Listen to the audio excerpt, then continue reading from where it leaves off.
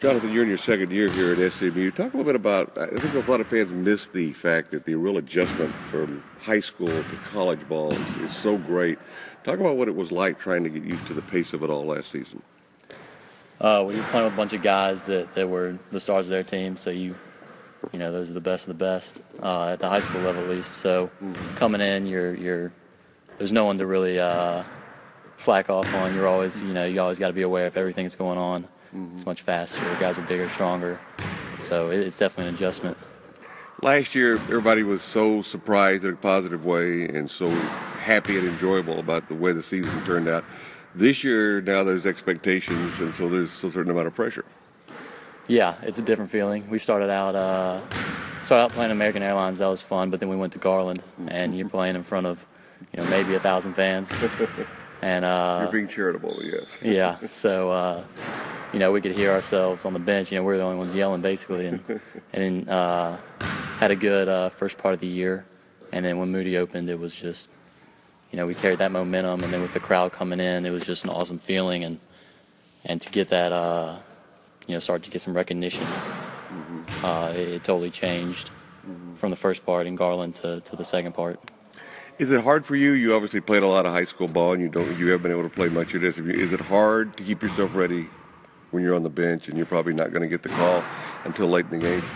Yeah, definitely. You warm up and then you go sit on the bench for an hour and a half, 2 hours, and you just got to try to be ready and get out there, because usually when I get out there, everybody wants me to shoot.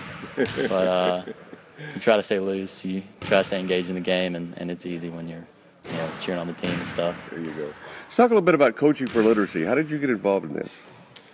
So 2 years ago, my friend and I started it when we were seniors in high school. And I had a friend I played AU basketball with who actually plays football now for LSU. But basically he couldn't read, to put it lightly. He struggled. He lived in West Memphis, across the Mississippi River from Memphis. And he didn't have much of a future or a shot in school.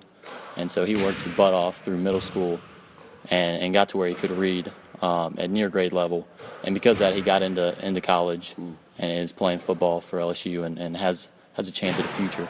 So I took that lesson and really wanted to make a change. And sports has an incredible impact, a positive impact.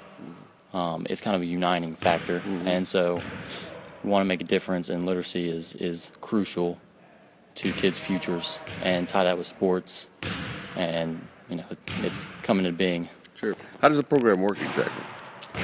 Well, we do a couple things. We're a fundraising effort, first of all, and we do that by running the assistant coach program, where we partner with collegiate and professional sports teams, and they donate us a game, basically 2 tickets to all access tickets for someone to make a donation and be the assistant coach for a game.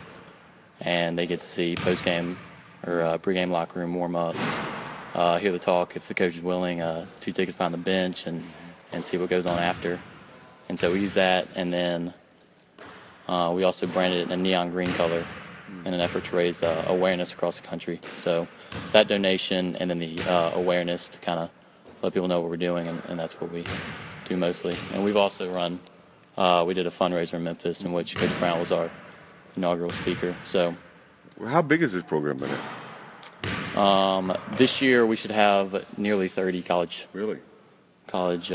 teams. We'll do we did our first basketball game, our first football game this year, the Ole Miss Memphis game with Coach Hugh Freeze, and we started out 2 years ago with Memphis and grew to Vanderbilt, Virginia, Florida State, Harvard, and then this year, seeing the change from 5 schools to nearly 30 this year is a huge impact. So, you mentioned Coach Larry Brown being your keynote speaker for your first, what was it? I don't know, fundraiser, I guess. Having him be involved in the program, which I understand is that's got to make it a bit easier for you. Oh, definitely. He's so well respected, and when people, when he calls people and says, "Hey, this is something you should get involved in," I mean, they listen immediately. So he's been just a blessing. Jonathan, I appreciate it very much. It's very interesting stuff that you're doing, and best of luck with it. All right, thank you. Okay.